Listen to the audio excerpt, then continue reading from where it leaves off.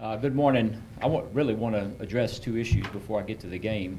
Cortez Cisco, based off of what we know, what we think anyway, he will miss the first half of be suspended the first half of the Florida State game. And I reviewed the video and, so on and so forth. But at least that's what we think.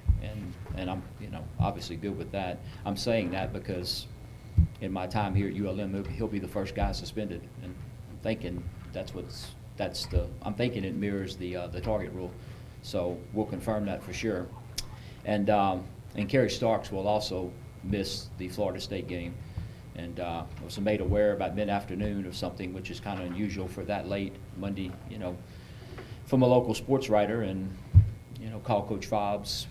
He returned my call maybe an hour or two later and looked into it and started investigating and all that stuff, and and there are things that happen in a football game, but at least in my eyes, he crossed the line. So anyway, we'll take care of that as well. So, and then thirdly, the only thing that I think came out of the game is Sam Miller will be doubtful, is what I'm going to list him as, unless something happens this week, which I don't foresee. He'll miss, and so obviously we'll have to take that defensive end position and juggle some people around for those two, both Kerry and Sam, to be out. So anyway, that's all I really know right now, and I'm going to follow up some more on both of the issues. So, any questions on those before I push forward and get to the game?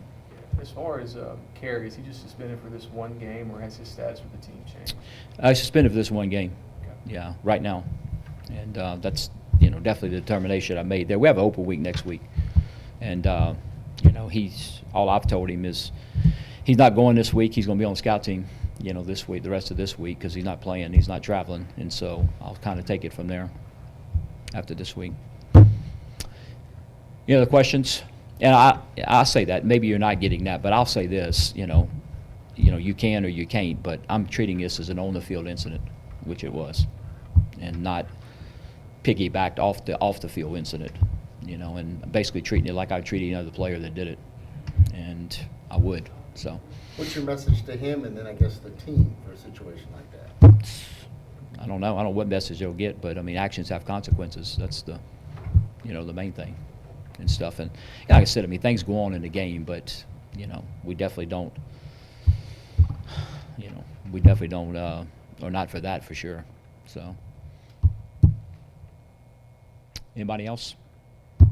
Thought it was a good game. Thought we did some good things. Obviously, I think we have to improve on some things, but we have to improve on our overall execution and what we're doing and how we're doing it for sure. But we did have some good things in the game. Josh Johnson, I thought, was really incredible in the game when you look at what he did, and especially when you go back over the film and watch it. I thought our offensive line did some good things. We still weren't quite there throwing and catching, but I think that'll come. Defensively, we gave up some yards. We played good in the red zone. Some guys I thought did some really good things. Thought our special team stuff was solid. We did have to take a timeout on a sideline management issue on one of the special teams, which, we need to get that corrected. But all in all, first game, moving forward or whatever in terms of the play on the field, moving forward, we got some stuff to build on, and and hopefully we'll make some improvements from week 1 to week 2. Florida State, we were there a couple of years ago. I think the main thing that jumps out at you is, it's depending on what half you watched with us, and they were phenomenal the first half, and I think they showed the caliber of athletes that they have, that we all know they have. I think Blackman's a really good quarterback. I mean, he can really throw it, and Cam Akers is, one of the top running backs in the nation, and we'll have to get hats on him and get people around him, because, I mean, he can take over a game in a heartbeat. And typical Florida State, they have 2 or 3 really tall receivers. They have a couple of scat guys, and it's kind of when you watch them, and, Kendall Browse is now the offensive coordinator. I mean, you see Baylor in terms of what they're doing on the field. And, I studied Baylor a lot, when Art Browse was there, and I think one of the misconceptions is that they didn't want to run the ball, and that's totally not true. I mean, they want to run the football. That's what they want to do, and they have receivers that are split way out and all that, and they're up tempo and they're moving, but their first objective is to run the ball. Their second thing that they do, which is again is indicative of what Baylor football teams were doing, is you can count them, but they're going to be 10 balls that go as far as the quarterback can throw it. They're gonna take 5 shots pretty much each half, is what they're going to do. So I mean, we have to be ready for that, obviously, in terms of what they're doing in the vertical passing game. Defensively, they have a bunch of those guys back, but they've actually changed, from 4 down to 3 down. So they're basing now out of an odd front, which they didn't do last year. They'll slide them over and give you a 4 down look with one of them standing up. But so anyway, we taking most of the stuff that we have off the Boise game, because what they did last year in all the games is what they did against Boise is different from what they did last year. But really good players up front, good athletes. They can play man. They can pressure you. 21, I've been reading on him, which they project him as a possible first-round draft pick. The defensive lineman, I'm not even sure his name, but he's not going to be hard to find if you watch the game. He's a big guy on the interior, and I mean, he makes your life miserable. So, we know they're going to be a talented football team, and what we're concerned about, what I'm concerned about, is us getting better and us having the opportunity to play really good game down there. My take on these games, when you play a Power 5 team, it's been my take as far as I can remember, and what I always instill to our guys, we obviously want to go win the football game. That's the number 1 objective. But the number 2 objective, regardless of what happens, is we come back a better football team than when we left. And that's what we're going to try to do. So in order to do that, we're going to do what we do. That's pure and simple. We're going to run our offense the way we run it. We're going to run our defense the way we run it, and we'll see what happens. But I think if you do that against really good competition and you continue to do that, I think you can improve as a football team. We can take this game, win or lose, and improve from this game if you do what you do. So that's going to be the objective of what we're going to try to get accomplished. But it's exciting. I think it's exciting to go down with the tradition Florida State has and everything, and have an opportunity to go down there and play. So, questions? Yes. Were you expecting them to be an odd team this year? Or did that We're kind of not. take you by surprise? Took us by surprise.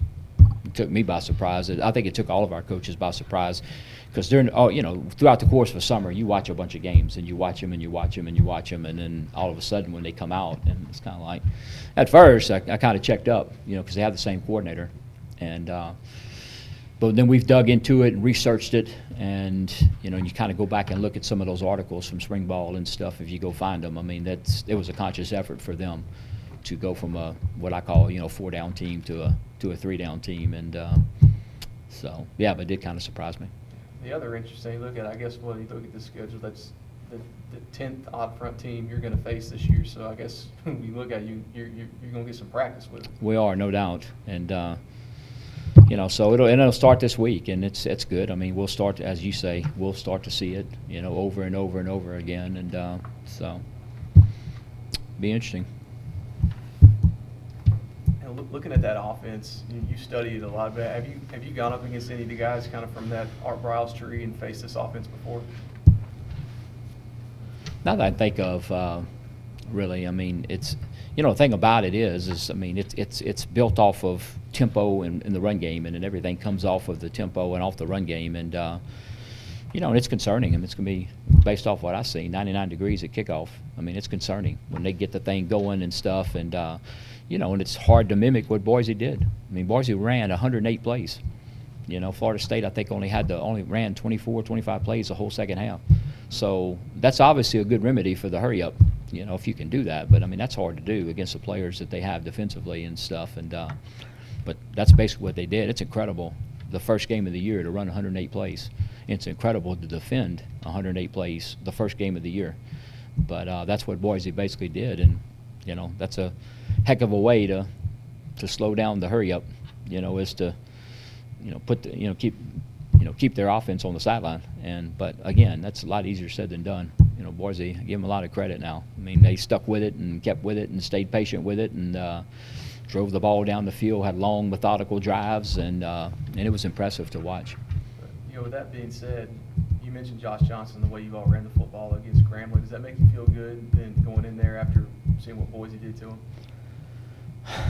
Yeah, I mean, yes and no. It's a different week, and it feels good that we were able to run the ball. you know, and that Josh came on and did some really good things. I thought Isaiah did some really good things, as did Austin, but this is a different, you know, it's a different ball game and stuff, and a different and you know, you have to see too once you get in the game, Adam. I mean, how they're going to play. I mean, Grambling is a 3-3 stacked team, and they're a true 5-spoke defensive back team.